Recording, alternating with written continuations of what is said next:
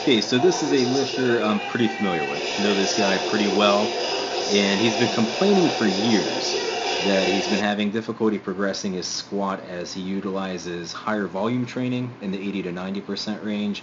It causes a lot of lower back pain. Higher intensity doesn't do that, it doesn't cause lower back pain, but it starts beating up the hips as higher intensity training will do. Plus, if the lower intensity, higher volume training is causing pain consistently and reliably, obviously something is wrong. So my first thought was perhaps there's some posterior tilt going on at the bottom of the squat, and you can actually see that during the warm-up sets. In the lifting community, this is known as the butt wink. But what's interesting is that this starts to clear up as the sets progress. So that was with the bar. There's 135. You can still see it pretty good there. The next set will be 225, and you're still going to notice a good amount of posterior tilt. This is 225. Now next set will be 350. That's only it's less than 75% of this lifter of my max. And I'll pause it here at the bottom. You see there, you're still seeing a decent amount, but it's actually it's cleaned up quite a bit.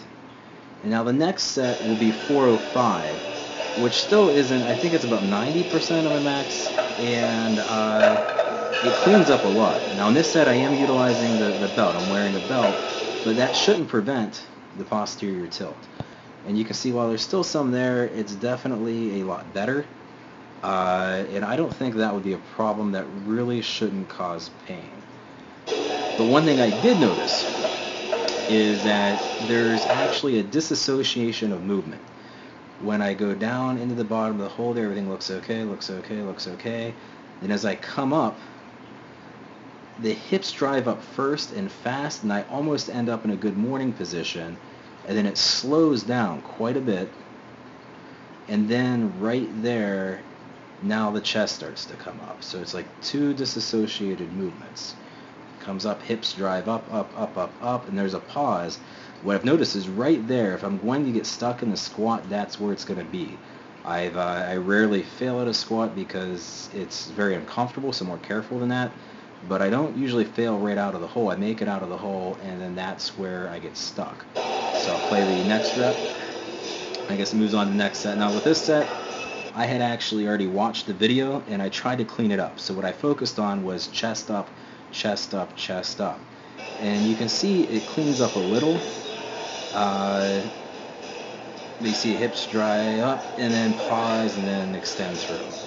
You see it again, hips drive up, and pause and extend through. And that's not, 405 should not be moving that slow.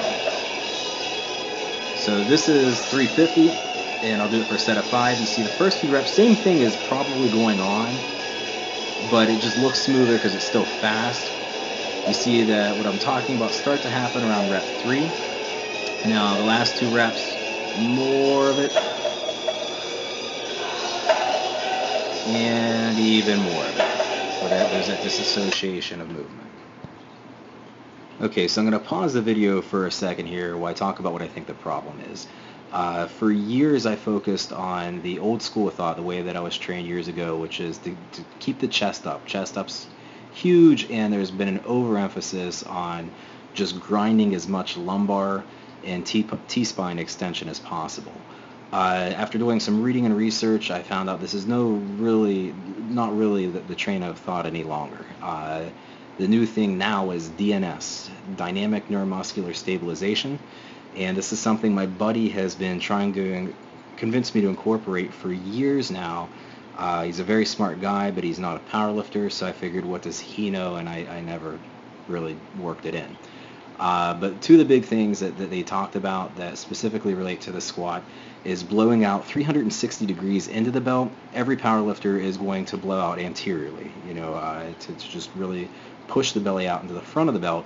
But they talk a lot about utilizing the obliques and getting that 360 degree push out into the belt. And one of the things I've definitely been doing wrong is tightening the belt down too much.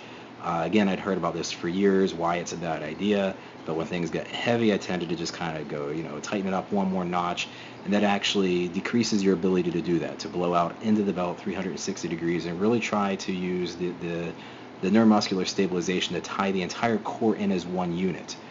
The other thing that they talked a lot about was deep spinal stabilization through the activation of the psoas, actually pulling the rib cage down and into place. And again, this is something my buddy has been telling me for years about, really trying to pull the rib cage down and how it ties in the entire core into one unit, and you get a lot more stability and rigidity that way.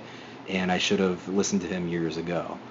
Another thing I would have never thought of, and you couldn't see it from any of the angles in the videos that I have, but I use a very narrow grip. Again, that's an old school way of thought. You just go as narrow as your shoulders can possibly handle, grind the elbows down, and that does produce a tremendous amount of upper back tightness. Makes a great shell for the bar to sit on, but it neglects the mid-back tightness that can be achieved by activating the lats.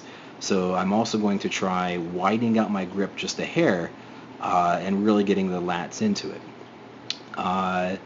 So after watching a bunch of different videos and doing some reading, the 5 cues that were really emphasized in the squat were to draw the ribs down, inflate the obliques, bend the bar, and that's where you would widen out your grip just a hair and activate the lats to get the mid-back stability, screw the feet into the floor and sit back. And the screwing the feet into the floor, that's what's going to activate your external rotators. I don't think I have any medial collapse, but that is something I've been told to do for years, and again, I've neglected to do it, so I'm going to start incorporating that. The sitting back I'll have the most difficult time with, and I'll get into that in just 1 second. So I'm going to incorporate those 5 cues. I'm also going to add into my warm-up a few other exercises. I'm going to actually make sure that my left external rotation and my left hip increases to match that of my right. I'm not sure it's causing any issues, but now that I know that there's a mismatch, there's no reason not to kind of even them out. I'm also going to incorporate Mackenzie extension push-ups and cat and camels.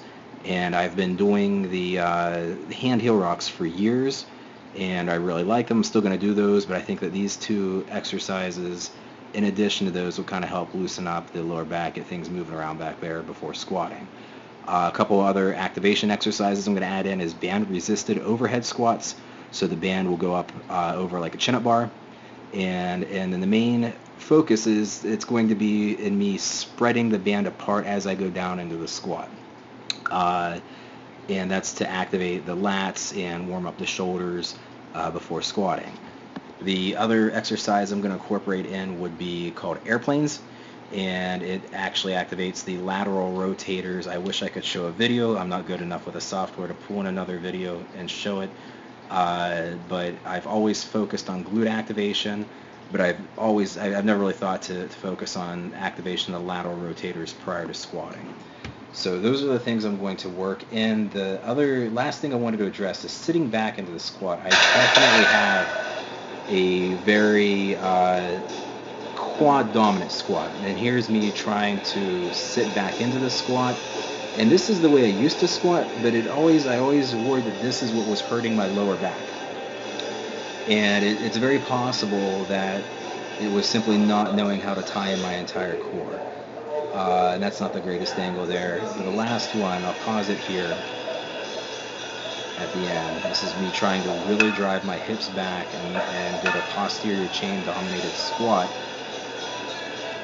And right there, I believe that's the lowest I go. Make sure. And that is the lowest I go, and this is another big problem where this is not quite, yeah, I didn't break parallel there. And I was really trying to go down as low as possible, 75%, not even quite 75% of my max. So the weight's not an issue. It felt good. It comes up fast, as you can see. It's fine. But I don't feel like I can go quite low enough. So my goal moving forward is to utilize the 5 cues that I learned about as part of the dynamic neuromuscular stabilization to work in the few activation exercises and mobility drills that I picked up on. And I'm going to apply those to a quad dominant squat. I'm still going to be squatting high bar for now, though I may change that in the future. So that's all I have. Hopefully this saves okay and everything and was useful.